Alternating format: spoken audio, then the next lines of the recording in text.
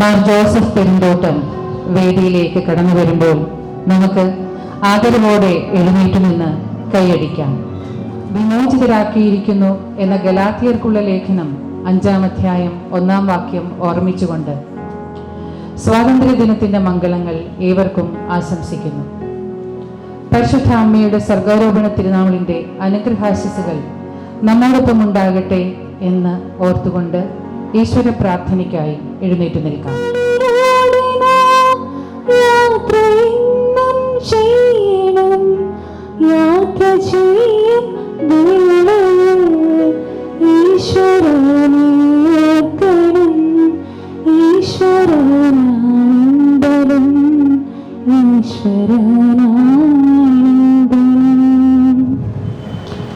ഈ യോഗത്തിൻ്റെ അധ്യക്ഷൻ നമ്മുടെ പ്രിയങ്കരനായ വികാരിയച്ഛൻ ഫാദർ ജോഷി പുത്തൻപുരയ്ക്കൽ, ഈ യോഗത്തിൻ്റെ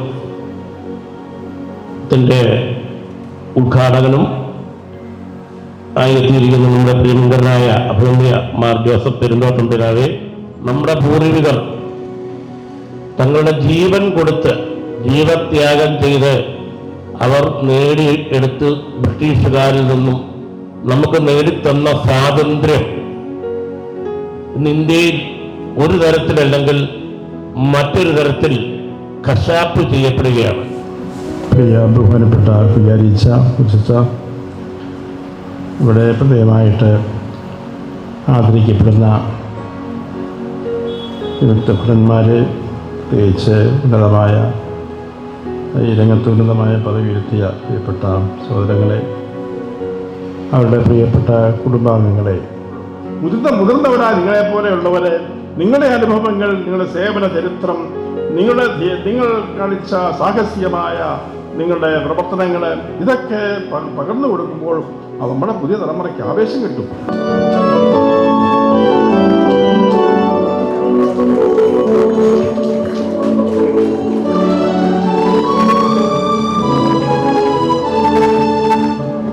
നിങ്ങളുടെ ജാഗ്രതയെ, ഉണർവിനെ ഈ സ്വാതന്ത്ര്യ ദിനത്തിൽ സ്നേഹത്തോടെ, ആദരവോടെ, നന്ദിയോടെ ഓർക്കും.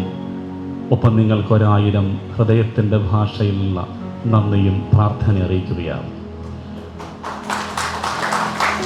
ഈ പ്ലാറ്റിനം ജൂബിലിയിലെ ഒരാഘോഷമായിട്ട് നമ്മൾ കരുതി വച്ചിരുന്നതാണ് എല്ലാ തലങ്ങളിലും പ്രവർത്തിച്ചവരെ ആദരിക്കണമെന്നുള്ളത്. അതിൻ്റെ ഭാഗമായാണ് നമ്മൾ ആദ്യത്തെ സമ്മേളനമാണ് സർവീസിൽ ഉള്ള നിങ്ങളെ ഒന്ന് ആദരിക്കുന്നത്.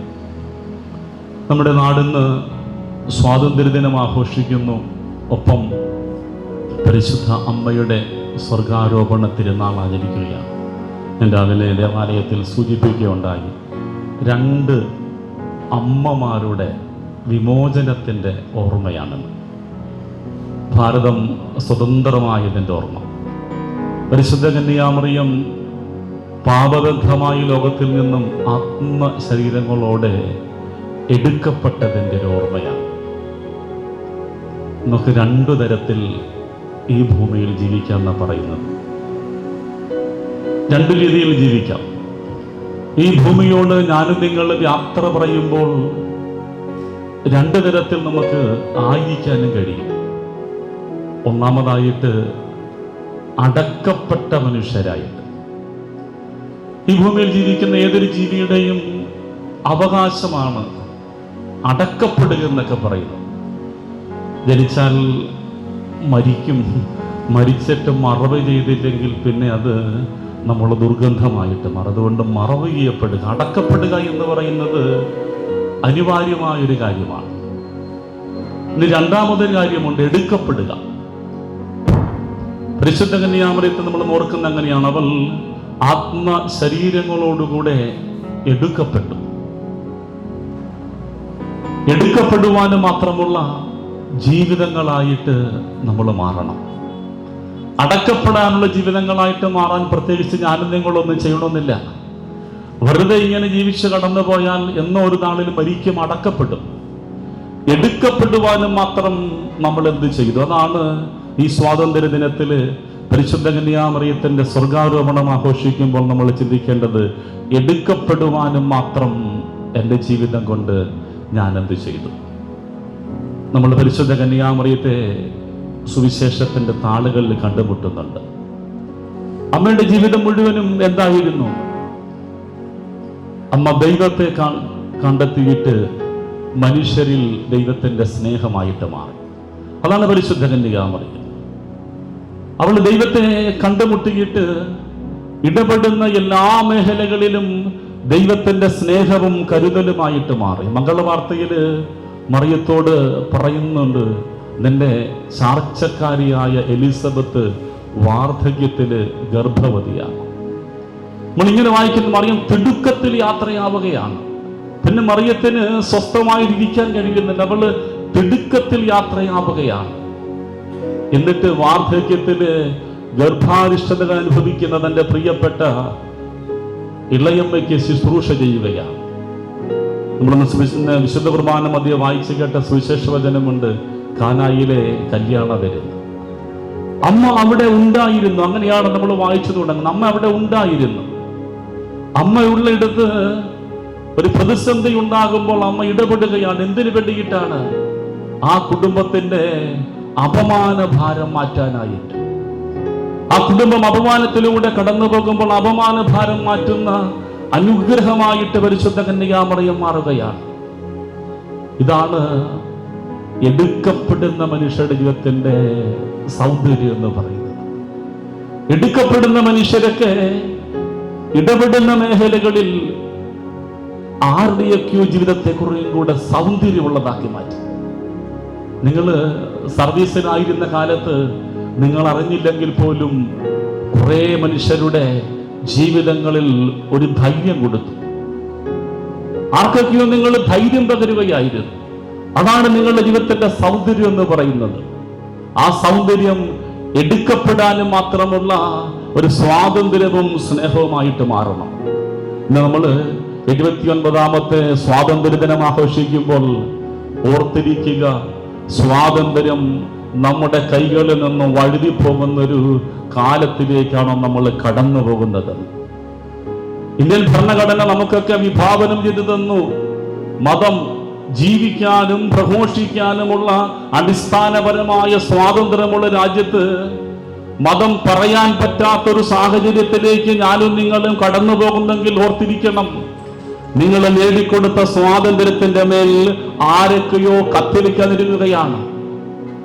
ആരൊക്കെയോ നിങ്ങളുടെ ചോരയും നീരും നഷ്ടപ്പെടുത്തിക്കൊണ്ട് മരുഭൂമിയിലും അങ്ങ് പർവ്വതത്തിന്റെ മുകളിലും തണുപ്പും ചൂടും സഹിച്ച് നിങ്ങൾ നേടിക്കൊടുത്തൊരു സ്വാതന്ത്ര്യമുണ്ട്. ആ സ്വാതന്ത്ര്യത്തിന്റെ മേൽ അധികാരത്തിന്റെയും ഭാഷയുടെയും അല്ലെങ്കിൽ ചില വിഭാഗീയതകളുടെയും പേരിൽ കടന്നുകയറ്റങ്ങൾ നടത്താൻ ആഗ്രഹിക്കുമ്പോൾ അതിനെതിരെ ഒരുമിച്ച് ചിന്തിക്കേണ്ട ഒരു ദിവസം കൂടി ആയിട്ട് മാറണം നമ്മുടെ ഈ സ്വാതന്ത്ര്യ ദിനം.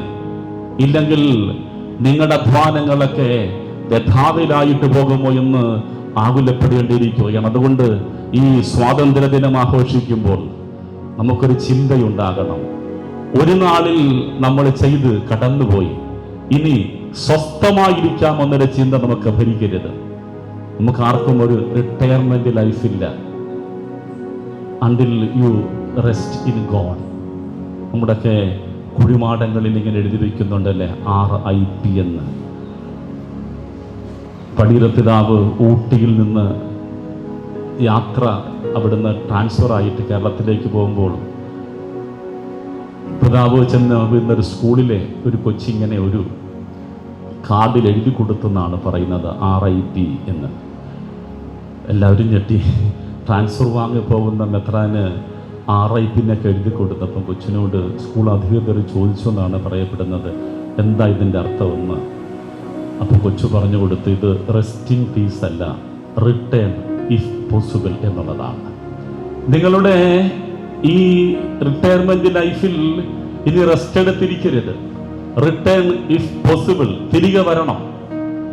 കഴിഞ്ഞ കാലത്തിന്റെ ഊർജ്ജസ്വലതയിലേക്ക്, കഴിഞ്ഞ കാലത്തിന്റെ കരുത്തിലേക്ക് കുറേയും കൂടെ കരുത്തോടുകൂടെ ചിന്തിക്കാനും പ്രവർത്തിക്കാനും കഴിയണം. നമ്മുടെ ഇടവകയിൽ ഇത്രയേറെ ഉന്നത സ്ഥാനങ്ങളിൽ ജോലി ചെയ്തിരുന്ന ആളുകളുണ്ട്. എന്നിട്ട് നമ്മളിങ്ങനെ അടങ്ങിയിരിക്കുകയാണല്ലേ, ഇനി എല്ലാം മതി, റിട്ടയർമെന്റ് ലൈഫാണെന്ന് ചിന്തിക്കുക. അല്ല, അങ്ങനെ നമ്മൾ ഒതുങ്ങിയിരുന്നാൽ കാലം നമ്മളോട് കണക്ക് ചോദിക്കുന്നതിൻ്റെ സൂചനകളൊക്കെ നമ്മൾ വായിച്ചു തുടങ്ങിയിരിക്കും. അതുകൊണ്ട് ഇനി റിട്ടയർമെന്റ് ലൈഫല്ല, നമുക്ക് റിട്ടേൺ ചെയ്യാം ഇഫ് പോസിബിൾ. നമുക്ക് കഴിയുന്ന കാര്യങ്ങളിലേക്ക്, ഇടവകയുടെ പ്രവർത്തന മേഖലകളിലേക്ക്, ഇടവകയുടെ കൂട്ടായ്മകളിലേക്ക്, ആധ്യാത്മിക മേഖലകളിലേക്ക്, ബലിയർപ്പണത്തിലേക്ക്, അങ്ങനെ ഈ ഇടവക സമൂഹത്തെ ചലിപ്പിക്കുന്ന കുറേയും കൂടെ കരുത്തോടുകൂടി മുൻപോട്ട് പോകാനായിട്ട് ആത്മവിശ്വാസം കൊടുക്കാൻ കഴിയുന്ന ഒരു നല്ല സമൂഹമായിട്ട് നമുക്ക് രൂപപ്പെടാം. അതിന് ഈ ഒത്തുചേരൽ ഇടയാകട്ടെ ഞാൻ ആഗ്രഹിക്കുകയാണ്, പ്രാർത്ഥിക്കുകയാണ്. ഇന്ന് ഈ ദിവസം സമയം കണ്ടെത്തി നിങ്ങളിൽ ചിലരെങ്കിലുമൊക്കെ അവധിയെടുത്തുവെന്നോട് ഞാൻ വിചാരിക്കുകയാണ്. നിങ്ങളുടെ ഈ സന്മനസ്സിനെ ഇടവക സമൂഹത്തിന് വേണ്ടി ആദരവോടെ സ്നേഹത്തോടുകൂടെ ഓർക്കുന്നു. ഈ സ്വാതന്ത്ര്യ ദിനത്തിന്റെ മംഗളങ്ങൾ നേരുന്നു. ഈ കൂട്ടായ്മയ്ക്ക് എല്ലാവിധ ആശംസകളും. ഇതൊരു നല്ല തുടക്കമാകട്ടെ. ഇതിവിടെ അവസാനിക്കുകയല്ല.